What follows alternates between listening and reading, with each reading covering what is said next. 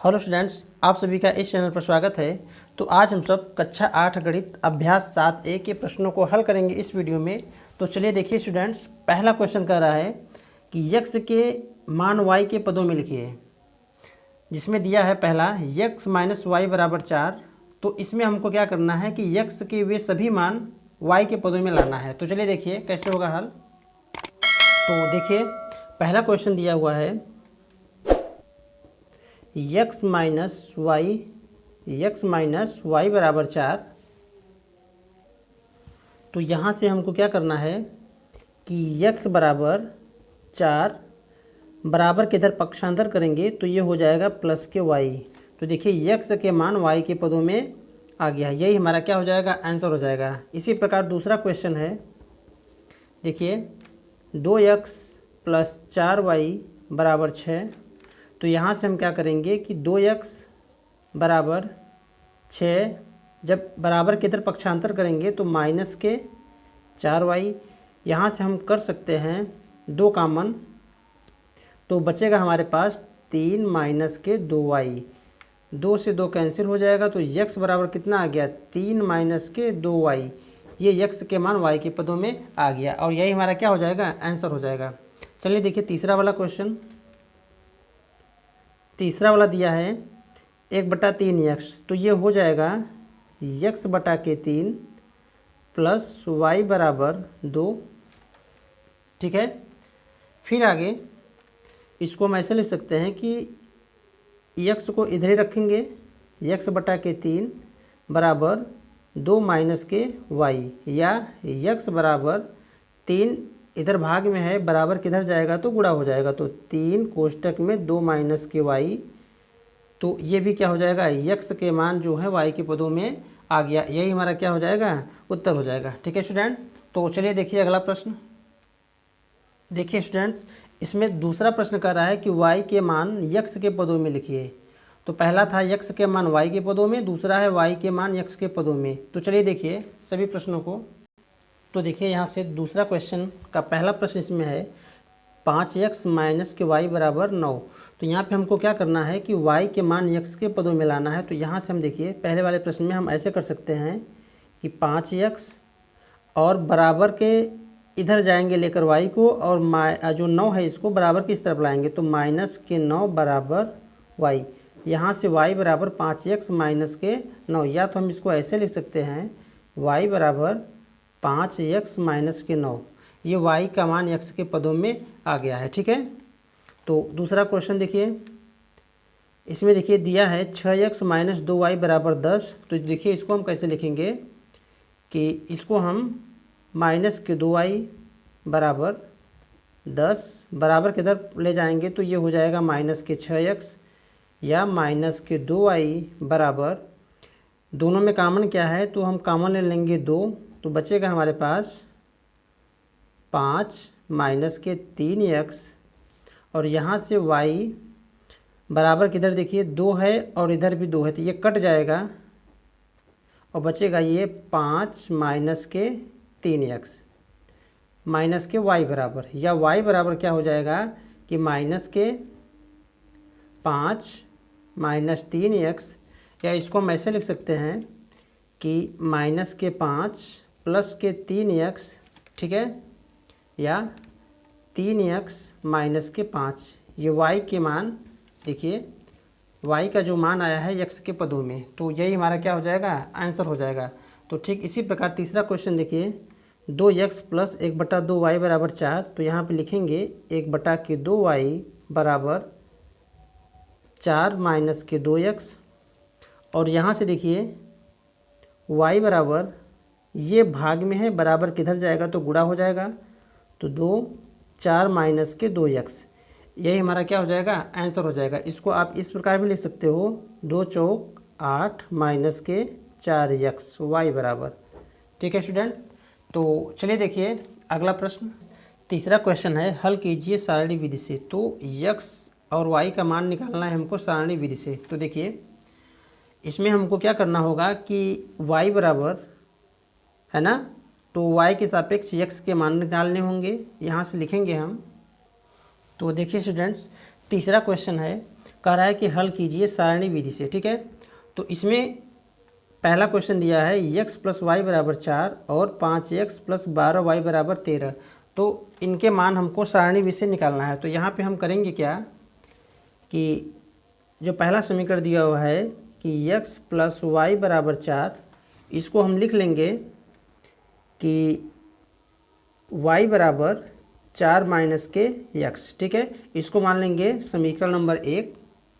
और यहाँ से इसकी जब हम सारणी में मान रखेंगे तो यहाँ पे हमको बनाना पड़ेगा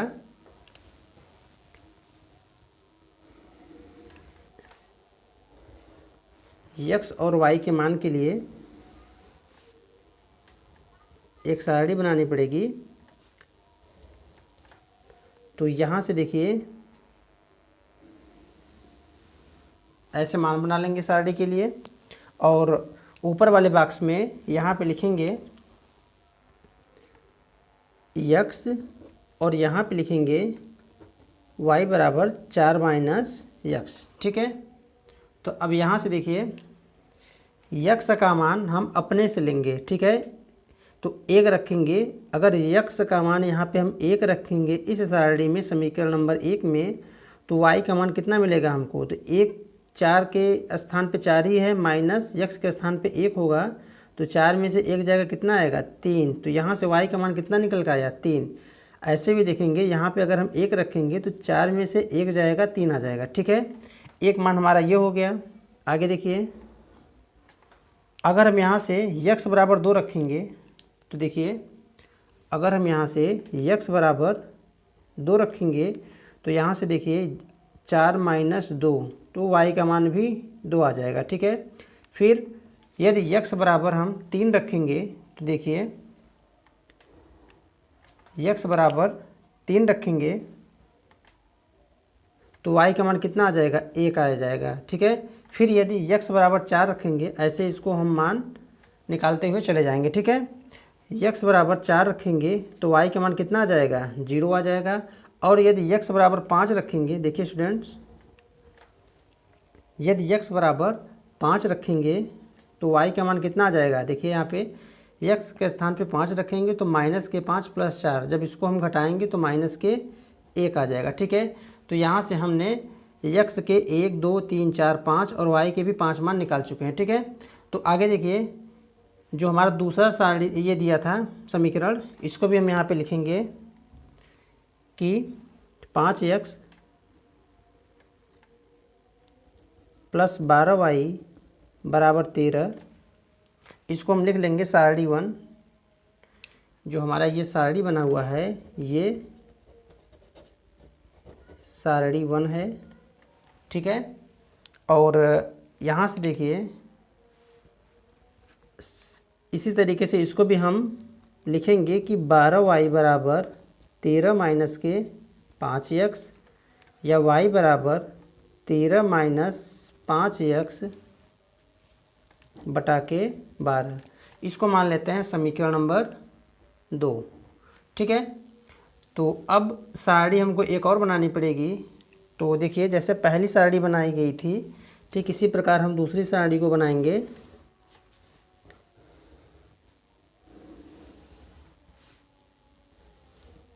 यहाँ से देखिए ये सारणी सेकंड है और इसमें x और y के मान अलग अलग रखे जाएंगे। ठीक है, तो देखिए यहाँ पे हम लिखेंगे x और y का मान जो निकलेगा इसको हम इसमें रखेंगे इस बॉक्स में। तो y बराबर 13 माइनस 5x बटा के 12। ठीक है, तो यहाँ से हम खाने बना लेंगे 1 2 3, जितना भी मान हमको निकालना होगा ठीक इसी प्रकार से इसको हम खींच लेंगे। ठीक है स्टूडेंट्स, तो देखिए आगे x का मान हम अपने से कुछ रखेंगे इसमें, तो 1 रखेंगे। अगर x का मान अगर इसमें हम 1 रखें तो देखिए y का मान कितना निकल के आएगा, तो ध्यान से देखिएगा। तो 5 में 1 का गुणा होगा तो 1 हो गया, तो 13 में से 5 जाएगा कितना आ जाएगा 8, 8 बटा के 12। या तो हम इसको हल करेंगे क्योंकि ये जो सारणी दिया है इस सारणी में इस मान को हम हल नहीं कर सकते हैं, तो हम इसको अलग अलग से हल कर देंगे स्टूडेंट्स। तो देखिए यहाँ पे जैसे देखिए यहाँ पे y बराबर 13 माइनस 5x बटा के 12 दिया हुआ था।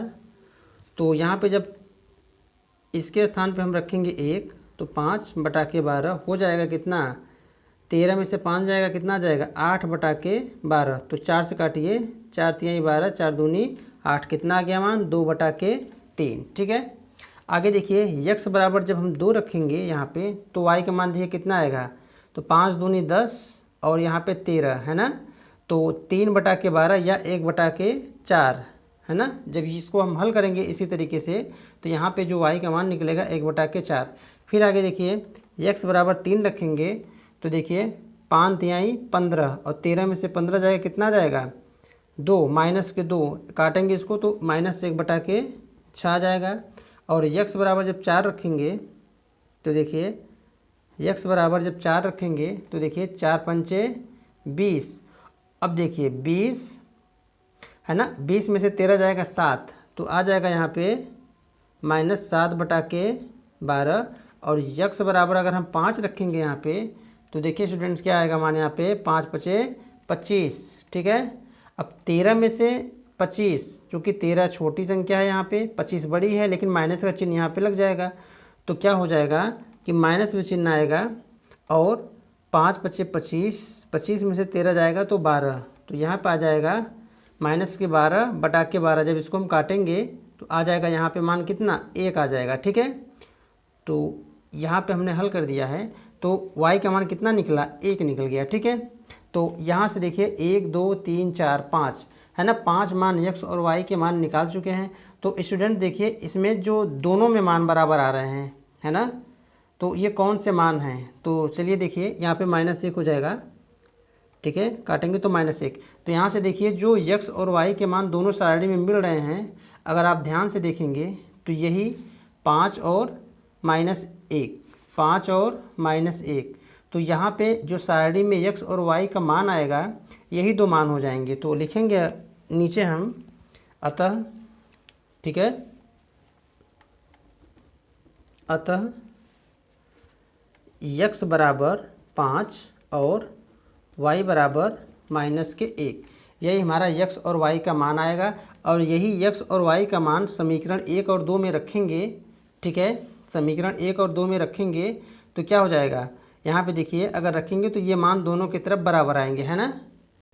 तो चलिए देखिए अगला प्रश्न, देखिए तीसरा का दूसरा प्रश्न है। इसमें देखिए 5x बराबर y और 2x प्लस वाई बराबर 7। तो चलिए देखिए प्रश्न पहले जैसा इसको भी हम लोग सॉल्व करेंगे। तो देखिए स्टूडेंट्स दूसरा क्वेश्चन है 5x बराबर y, 2x प्लस वाई बराबर 7। तो पहले समीकरण का हम सारणी बनाएंगे। तो यहाँ से देखिए लिखेंगे कि 5x है ना बराबर y, या हम इसको ऐसे भी लिख सकते हैं y बराबर 5x। तो देखिए यहाँ पे हम सारणी बनाएंगे।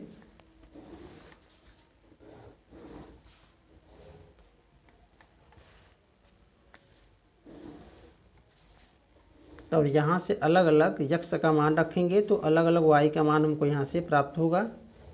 ठीक है, तो चलिए इस वाले बॉक्स में लिखेंगे x और इस वाले बॉक्स में लिखेंगे कि y बराबर 5x। और ये जो हमारा सारणी है इसको लिख देंगे सारणी फर्स्ट। ठीक है, तो चलिए देखिए रखिए मान। तो x बराबर जैसे हम 1 रखेंगे तो y का मान कितना आ जाएगा 5 आ जाएगा। x बराबर 2 रखेंगे तो y का मान कितना आएगा 10 आ जाएगा। x बराबर 3 रखेंगे तो y का मान 15 आ जाएगा। x बराबर 4 रखेंगे तो 4 पंचे 20, y का मान 20 आ जाएगा। अगर x बराबर 5 रखेंगे तो y का मान 25। ठीक है, तो सारणी 1 से हम 1 से लेकर 5 तक मान निकाल चुके हैं और समीकरण 2 से भी हम y और x के मान हम अलग अलग निकालेंगे। तो देखिए यहाँ से हम लिखेंगे 2x प्लस वाई बराबर 7 या y बराबर 7 है ना, 7 माइनस के 2x। और इसके लिए हम सारणी बनाएंगे अलग से। तो देखिए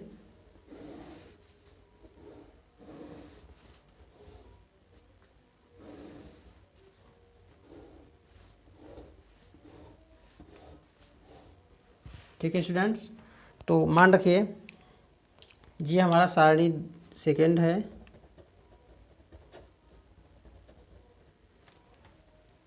और यहाँ से हम लिखेंगे x पहले बॉक्स में और दूसरे वाले बॉक्स में लिखेंगे कि y बराबर 7 माइनस के 2x। ठीक है, तो चलिए यहाँ पे हम अलग अलग मान रखेंगे x के, तो हमको y के भी मान अलग अलग मिलेंगे। तो x बराबर 1 रखेंगे, तो देखिए यहाँ पे जब 1 रखेंगे x का मान तो 7 माइनस के 2 कितना आ जाएगा, 5 आ जाएगा।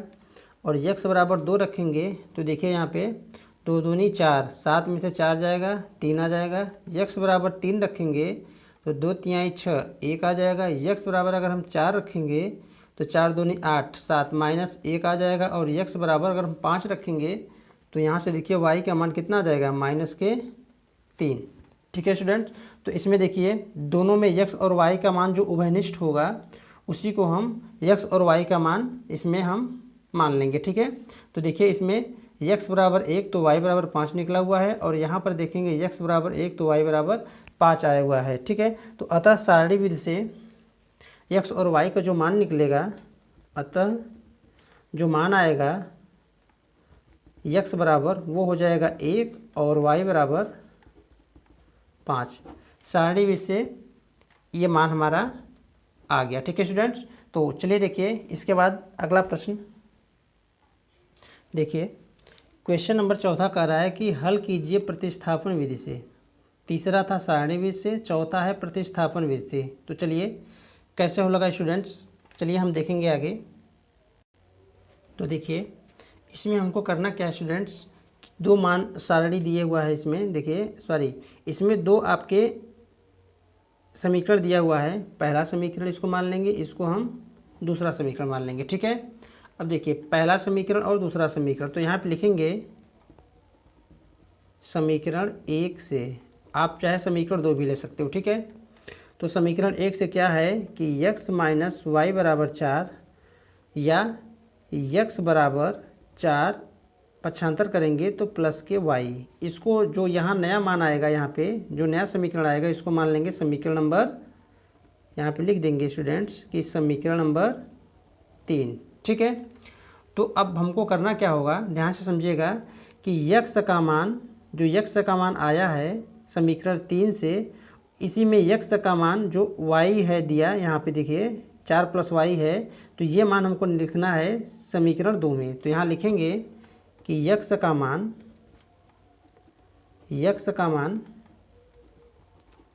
समीकरण 2 में रखने पर, ठीक है, x का मान समीकरण 2 में रखने पर, अगर आप पहले समीकरण 2 लेंगे तो यहाँ से जो समीकरण, यहाँ से जो मान आपका x का निकलेगा, इस मान को समीकरण 1 में रखना होगा।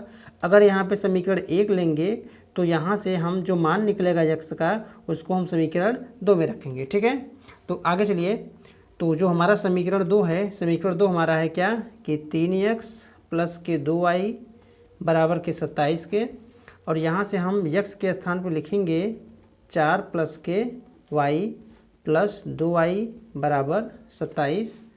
और देखिए स्टूडेंट्स यहाँ से हम गुणा करेंगे तो 4 तिहाई 12 प्लस 3y और प्लस 2y बराबर 27, या 12 प्लस 5y बराबर 27। ठीक है, आगे देखिए 5y बराबर 27 बराबर किधर ले जाएंगे तो माइनस के 12, या 5y बराबर ये आ जाएगा 15। ठीक है, जब इसको हम घटाएंगे तो कितना आ जाएगा मान 15, 27 में से 12 गए 15। ठीक है, और y बराबर 15, ये भाग हो जाएगा 5 से, तो 5 तिहाई 15, y बराबर आ गया 3। यहाँ से y का मान आ गया 3, तो लिखेंगे आगे कि y का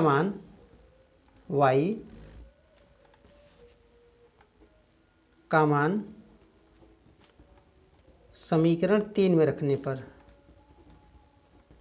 समीकरण 3 में रखने पर, जब y का मान समीकरण 3 में रखेंगे तो वहाँ से x का मान मिलेगा हमको। समीकरण 3 हमारा है क्या, देखिए x बराबर 4 प्लस के y, तो x बराबर 4 प्लस के y, और यहाँ पे 4 प्लस y के स्थान पर रखेंगे 3, तो जो x का मान आ जाएगा वो आ जाएगा 7। तो यहाँ पे देखिए दोनों समीकरण जो स्टूडेंट थे, इन दोनों समीकरण को हम प्रतिस्थापन विधि से हल करके x और y का मान यहाँ पे हम लोग बिल्कुल सरल तरीके से निकाल चुके हैं। ठीक है स्टूडेंट्स, तो चलिए देखिए अगला प्रश्न इसी का। देखिए क्वेश्चन दूसरा है, x माइनस वाई बराबर माइनस के 6 और x प्लस वाई बराबर माइनस के 18। तो चलिए हल करते हैं। तो देखिए स्टूडेंट्स, यहाँ पे देखिए पहला समीकरण, दूसरा समीकरण, ठीक है। तो यहाँ पे हम मान लेंगे ये हमारा पहला समीकरण है और ये हमारा समीकरण नंबर दूसरा है, ठीक है। तो हम यहाँ पे लिखेंगे क्या, इस समीकरण 1 या 2 से, ठीक है। तो आप पहले वाले प्रश्न में लिए थे समीकरण 1 से, तो इसमें हम हल करेंगे समीकरण 2 लेकर। तो लिखेंगे समीकरण 2 से। देखिए समीकरण 2 क्या है कि x प्लस वाई बराबर माइनस के 18 या y बराबर माइनस के 18 और माइनस के ये x हो जाएगा।